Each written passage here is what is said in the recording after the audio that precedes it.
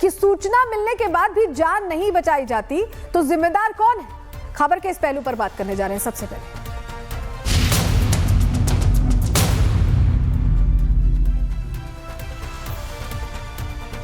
तो चलिए प्रहार की शुरुआत करेंगे और आज सबसे पहले उस सिस्टम के बारे में आपको बताएंगे जो बनाया तो आपकी मदद के लिए गया है, लेकिन ये मदद करने के बजाय अब मर्डरर बन चुका है। इस सिस्टम की लचर व्यवस्था का शिकार अब वो जनता हो रही है जिसका काम महज इतना भर रह गया है कि वो समय से अपना टैक्स भरती रहे, और इन्हीं टैक्स के पैसों से सबसे अमीर अथॉरिटी बनने पर तमगा हासिल करने वाली नोएडा अथॉरिटी आज सवालों से भाग नहीं सकती। प्रशासन की नींद को अब तोड़ना होगा, लेकिन सबसे पहले वो तस्वीरें आपको दिखाते हैं जिसके बाद अब आप शायद आदी हो चुके होंगे। आपको सबसे नई तस्वीर आपको यहाँ पर दिखा रहे हैं, किस तरह के हालात हैं आप देखिए।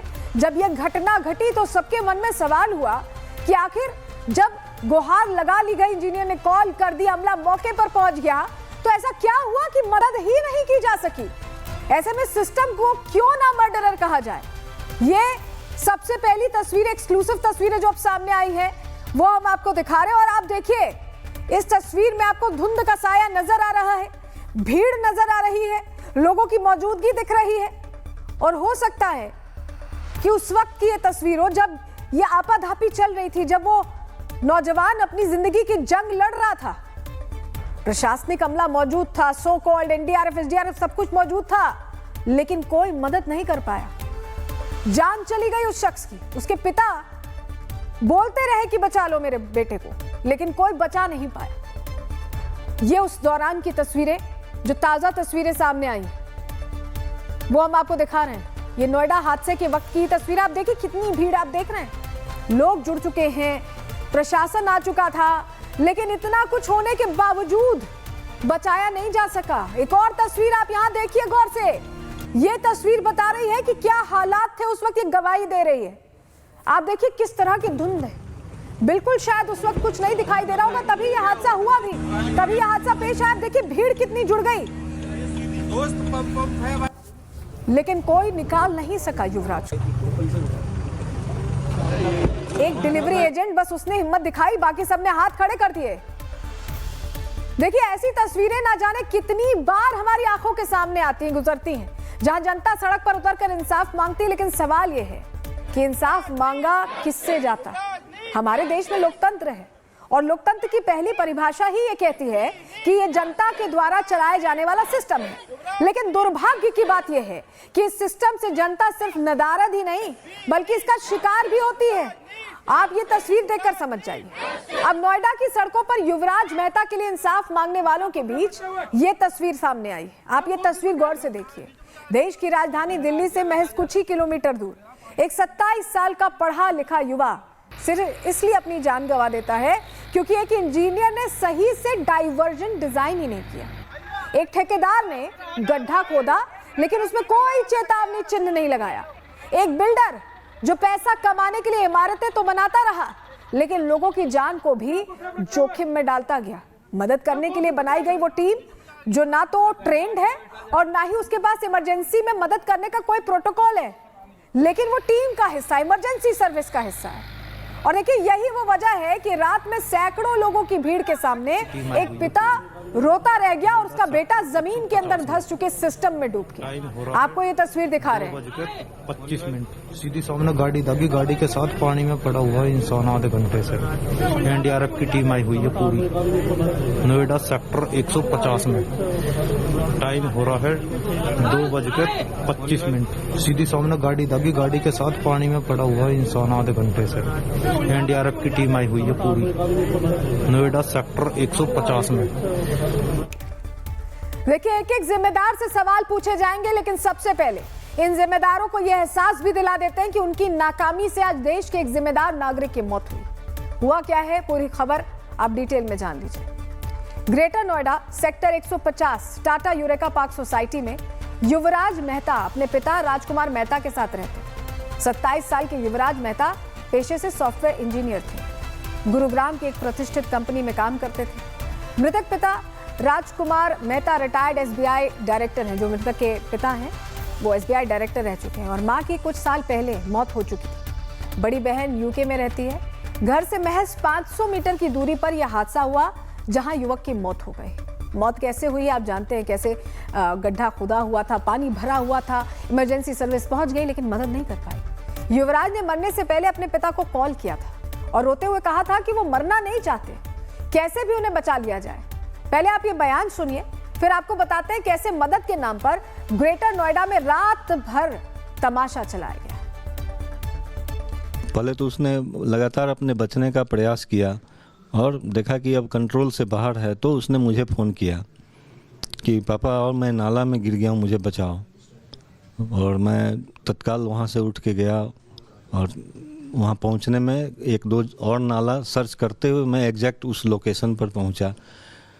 इस बीच में 40 मिनट करीब लग गया हमको वहाँ पहुँचने में। और फिर मैंने उसको बताया कि मैं आ गया हूँ, मैं उपाय लगाता हूँ बचाने का। और फिर मैंने 112 पर पुलिस की सहायता ली। पुलिस आई करीब 20-22 मिनट के बाद और फिर उन लोगों ने फायर ब्रिगेड को फ़ोन किया, फिर कंसर्न और रेस्क्यू टीम को फ़ोन किया। फायर ब्रिगेड आई लेकिन उनके पास कोई टीम में मीनिंगफुल सपोर्ट सिस्टम नहीं था। उनके पास डाइवर नहीं था या स्विमर नहीं था, बोट नहीं था उनके पास, ताकि बोट से उस विक्टिम तक जा सकें और उसको बचा सकें। लगातार स्ट्रगल मेरा बेटा करता रहा गाड़ी। तो सुना आपने, ये वो बेबस पिता है जिसने अपने जवान बेटे को अपनी आंखों के सामने खो दिया। वो मौजूद थे, वो मदद की गुहार लगा रहे थे, लेकिन मदद समय पर नहीं पहुंच पाई। जो लोग पहुंचे थे उन्होंने मदद की ही नहीं। हुआ क्या है, पूरी टाइमलाइन चलिए आपको ग्राफिक्स के जरिए बताते हैं, डिटेल आपके सामने रख रहे हैं। देखिए, इंजीनियर को सिस्टम ने मार डाला है, ये सच्चाई। और हम ऐसा क्यों कह रहे हैं आप समझिए। घटना शनिवार रात करीब 12:15 से 12:30 बजे के बीच की है। सेक्टर 150 ATS ली ग्रैंडियोस सोसाइटी के पास एक टी पॉइंट है और निर्माणाधीन मॉल के लिए बेसमेंट का गहरा गड्ढा इसी टी पॉइंट के सामने खोदा गया है। कार ने रफ्तार में मोड़ लेते हुए नियंत्रण खोया और वो इस गड्ढे में जा गिरी। पुलिस की जांच में सामने आया कि घना कोहरा था और ओवर स्पीडिंग के चलते ये गाड़ी उसमें गिर गई। नाले की 6 से 7 फुट चौड़ी दीवार टूटी हुई क्षतिग्रस्त दिखाई दी है, जिससे गाड़ी अंदर चली गई। कोई बैरिकेड नहीं था यहाँ पर, कोई रिफ्लेक्टर नहीं लगा था, कोई चेतावनी का बोर्ड नहीं लगा था। कार दीवार तोड़कर गड्ढे में गिरती है और पलट जाती है, जिसके बाद युवराज किसी तरह बाहर निकलते हैं गाड़ी से, कार की छत पर चढ़ जाते हैं, फोन की टॉर्च जलाकर मदद मांगने की कोशिश करने लगते हैं जिससे उन्हें बाहर निकाला जा सके। युवराज ने तुरंत पिता राजकुमार मेहता को फोन भी किया। उन्होंने कॉल पर बताया कि मैं फंस गया हूं, कार नाले में गिर गई है और मदद पहुंचाई जाए। पानी बहुत ठंडा है, बचाने की गुहार वो लगाते हुए दिखाई दिया और ये भी कहा कि मरना नहीं चाहते। पिता तुरंत घटनास्थल पर पहुंच गए, लेकिन घने कोहरे में कुछ नहीं दिख रहा था। काफी देर तक सिर्फ बेटे की आवाज उन्हें सुनाई दे रही थी जो मदद के लिए पुकार रहा था। मृतक के दोस्त पंकज ने बताया कि बचाव दल रात 2:30 बजे पहुंचा।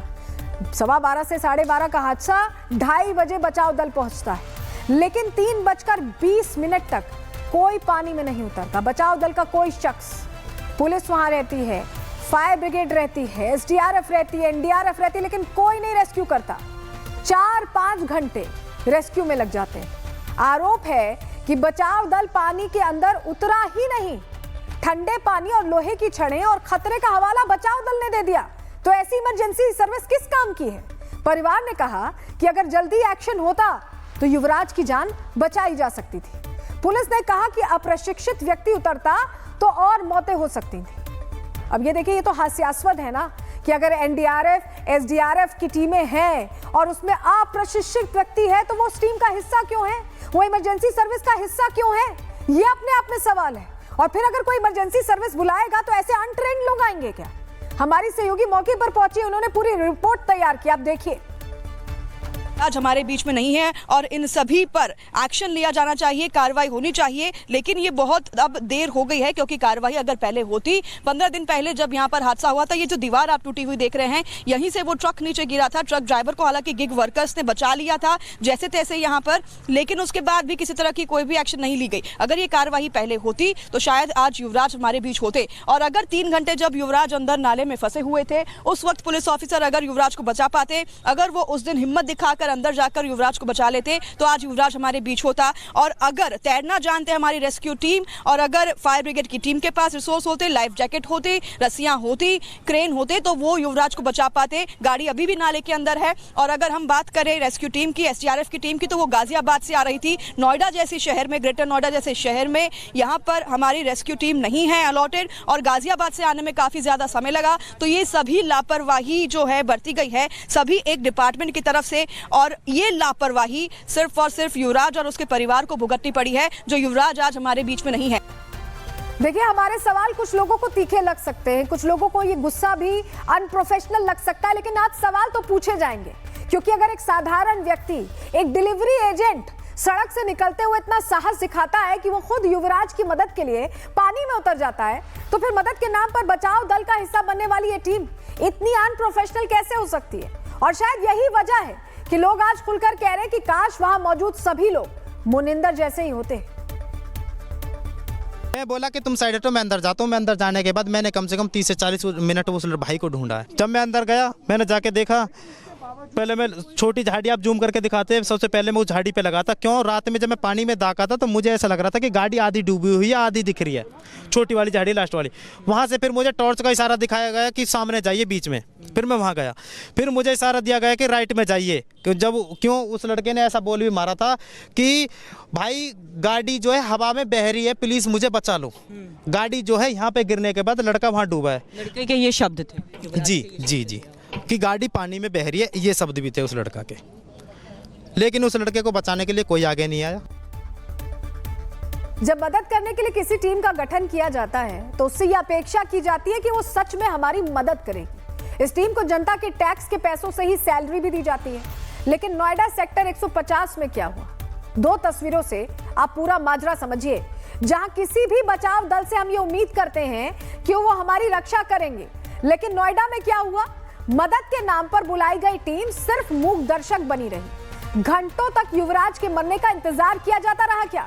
ये सवाल इसलिए जरूरी हो जाता है क्योंकि तस्वीर तो यही कहती है, आप वहां मौजूद हैं, कोई भी पानी में नहीं उतर रहा, वो शख्स बचाने के लिए गुहार लगा रहा है, सब खड़े तमाशा देख रहे हैं। अगर युवराज को बचाने के लिए वहां मौजूद सभी लोगों ने मुनिंदर की तरह कोशिश की होती तो शायद आज वो जिंदा होते। खैर, अब सिस्टम की बात करते हैं, वो सिस्टम जो हर बार की तरह सेम पैटर्न पर ही काम कर रहा है। मतलब पहले लापरवाही की जाती है, फिर हादसे का इंतजार होता है और फिर हादसा होते ही छोटी मछलियों का शिकार होता है। ठीक ऐसा ही नोएडा मामले में भी हुआ, जहां नोएडा अथॉरिटी ने इस घटना को लेकर ट्रैफिक सेल के जेई नवीन कुमार को निलंबित कर दिया। वहीं मृतक युवराज मेहता के पिता ने रेस्क्यू टीम पर भी बड़ा आरोप लगाया। उन्होंने कहा कि रेस्क्यू टीम जब मेरे बेटे को बचाने पहुंची थी तो वो अपने साथ सिर्फ रस्सी लेकर आए थे, यानी किसी तैयारी के साथ नहीं आए थे। उन्होंने साथ में दूसरा ऑप्शन नहीं रखा था जिससे वो युवराज को बचा सकते। पिता ये बहुत बड़ी बात कह रहे हैं। इस पूरे मामले को देखकर साफ नजर आता है कि युवराज की मौत महज एक हादसा नहीं है, बल्कि सिस्टम की लचर व्यवस्था ने युवराज की जान ले ली है। ग्राफिक्स के जरिए पूरी डिटेल आपको देते हैं कि हुआ क्या है। देखिए, समझिए, सड़क और निर्माण स्थलों की सुरक्षा में लापरवाही एक बहुत बड़ी गलती है। नोएडा अथॉरिटी ने रिफ्लेक्टर्स या बैरिकेड्स नहीं लगाए, निर्माण स्थल पर गड्ढा खुला छोड़ दिया गया और लंबे समय से खुला छोड़ा हुआ था। हादसे को दावत देता गड्ढा, जो एक व्यावसायिक प्रोजेक्ट का हिस्सा था। बिल्डर्स ने भी सुरक्षा मानकों का पालन नहीं किया, क्योंकि गड्ढा तो उन्होंने ही खुदवाया होगा। आपातकालीन रेस्क्यू में देरी की गई, संसाधनों की कमी दिखी। पिता कह रहे हैं कि सिर्फ एक रस्सी लेकर आए थे। कैसे बचाने आए थे आप? सिर्फ एक रस्सी से, और आप पानी में नहीं उतरना चाह रहे थे। एनडीआरएफ, एसडीआरएफ, तमाम लोग, पुलिस और फायर ब्रिगेड ने समय पर कार्रवाई नहीं की। रेस्क्यू टीम ने ठंडे पानी में, ठंड थी इसमें, ठंडे पानी में जाने से इनकार कर दिया। ये सिस्टम की असंवेदनशीलता को दर्शाता है, जहां एक नागरिक की जान बचाने के संसाधन नहीं है। ये घटना भारत में बुनियादी ढांचे की समस्याओं को दिखाती है, जहां विकास परियोजनाएं बिना सुरक्षा ऑडिट के चलती हैं। पहले भी ऐसे हादसे हो चुके हैं, लेकिन सिस्टम में कोई सुधार नहीं हुआ। ये पूरी बात इसलिए बताना जरूरी कि हर पहलू पर लापरवाही की है, हर लेवल पर। अब इस पूरे मामले को लेकर सिस्टम को ही बचाने की कोशिशों में जुट चुका है। पुलिस प्रशासन से लेकर नोएडा अथॉरिटी तक सभी का वही पुराना जवाब है कि जांच जारी है। इसके लिए जो लेडर है, फायर ब्रिगेड की लेडर, फायर ब्रिगेड की क्रेन, साथ ही साथ सर्च लाइट्स और मेकशिफ्ट बोट का उपयोग करते हुए उसको बचाने का प्रयास किए गए। उस समय जीरो विजिबिलिटी थी, इस घटना के संबंध में जो पीड़ित हैं उनकी तरफ से, उनके परिवार की तरफ से दी गई तहरीर के आधार पर सुसंगत धाराओं में थाना नॉलेज पार्क में अभियोग पंजीकृत किया गया है। हादसे की जांच की जा रही है और जो भी इसमें दोषी पाया जाएगा उसके विरुद्ध कठोरतम कार्रवाई सुनिश्चित की जाएगी। नोएडा प्राधिकरण की ओर से जांच करवाई जा रही है और जांच उपरांत कार्रवाई करेंगे इसमें। अभी उसकी पूरी विस्तृत जांच करवा रहे हैं। जांच में पता चलेगा किसकी जमीन थी, किसको आवंटित है और कौन उसका किसको मेंटेन करनी थी। वो तो रोड जा रही है वहाँ पर। अभी तक तो हमारा जो है ना बसा हुआ सेक्टर नहीं है वो अभी, तो हम लोग जहाँ पर बसावट होती है वहाँ पर काम करवाते हैं और आवश्यकता के हिसाब से यहाँ जहाँ जरूरत होगी वहाँ करवाएंगे। आपने जिम्मेदारों का पक्ष तो सुन लिया, अब जरा इन जिम्मेदारों से कुछ सवाल भी पूछ लेने चाहिए। और सबसे पहले नोएडा अथॉरिटी से हमारे सवाल है कि निर्माण स्थल पर गड्ढा इतना असुरक्षित क्यों छोड़ दिया गया? क्या रिफ्लेक्टर्स लगाने के लिए कोई मानक नहीं है? और अगर है तो उनकी अनदेखी क्यों की गई? नोएडा में ऐसे कितने हादसे हो चुके हैं, इनका आंकड़ा क्या है? कोई ध्यान दे रहा है इस पर? क्या इनके लिए कोई जांच रिपोर्ट सार्वजनिक की गई है? जूनियर इंजीनियर को बर्खास्त करने से क्या समस्या का हल हो जाएगा? क्या वरिष्ठ अधिकारियों की कोई जवाबदेही नहीं बनती? एक छोटे अधिकारी की छुट्टी कर दी, हो गया? वो अधिकारी जो इन परियोजनाओं की मॉनिटरिंग करते हैं वो क्या कर रहे थे, कहां सो रहे थे? दूसरा सवाल जरूरी पुलिस और रेस्क्यू टीम से है। युवराज ने लोकेशन शेयर की, फिर रेस्क्यू में 2 घंटे क्यों लगे? टीम पहुंची नहीं 2 घंटे तक। आपके पास रात के समय के लिए क्या विशेष रेस्क्यू प्रोटोकॉल है ही नहीं? मतलब अगर कोई इमरजेंसी आए, क्या वो दिन में समय देखकर आएगी कि दिन के समय ही आ सकती है, रात में नहीं आ सकती? उसके लिए कोई टीम आपकी रेडी नहीं रहती? पुलिस और फायर ब्रिगेड अगर ट्रेंड नहीं है या फिर उपकरण नहीं है तो किस काम के हैं ये? अगर नहीं है तो ऐसे में इसका जिम्मेदार कौन है? क्या ऐसी घटनाओं के लिए कोई इमरजेंसी रिस्पांस सिस्टम है भी हमारे देश में, नोएडा में? इसे सुधारने की योजना बना रहे हैं या सिर्फ ये जांच की बात कही जा रही कि जांच होती रहेगी, जांच होती रहेगी? वही रटा रटाया जवाब हर मामले में कि जांच हो रही है। बिल्डर से भी सवाल जरूरी है क्योंकि ये गड्ढा बिल्डर्स ने खुलवाया था। बिल्डर से हमारा सवाल सीधा है, आपके प्रोजेक्ट से बने गड्ढे को बैरिकेड क्यों नहीं किया गया? चलिए आपका काम चल रहा था लेकिन पानी भर गया था, पता नहीं कितने लंबे समय से आपने रखा उसे। एफआईआर होने के बाद क्या मुआवजा दिया जाएगा या इस पे भी बहाना बनाया जाएगा? बिल्डर्स की जिम्मेदारी क्या है? सिर्फ प्रोजेक्ट पूरा करना, सिर्फ पैसे बनाना? जो बेसिक चीजें हैं कि अगर आपका टी पॉइंट पे इतना बड़ा गड्ढा आपने खोद रखा है तो क्या उसकी बैरिकेडिंग करना या बाउंड्री वॉल बनाना ये आपकी जिम्मेदारी का हिस्सा नहीं है? और ये सब जनता के सवाल है, वो सवाल जिसका जवाब अब इस सिस्टम को देना होगा, क्योंकि हर बार टैक्स भरने की आखिरी तारीख याद दिलाने वाला ये सिस्टम अब इसे ये भी याद रखना होगा कि जनता के प्रति उनकी जवाबदेही है, वो जवाबदेही जिससे वो कतराते रहे। लेकिन आज युवराज की मौत के साथ ही इस व्यवस्था को भी अब बदलना होगा। ये रिपोर्ट देखिए।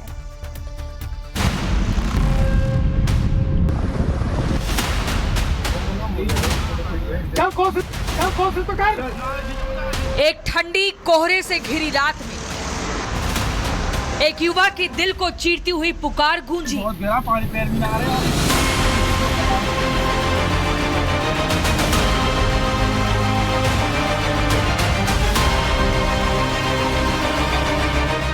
पापा, मैं मरना नहीं चाहता, मुझे बचा लो। लेकिन वो आवाज धीरे धीरे ठंडे पानी में जमने लगी।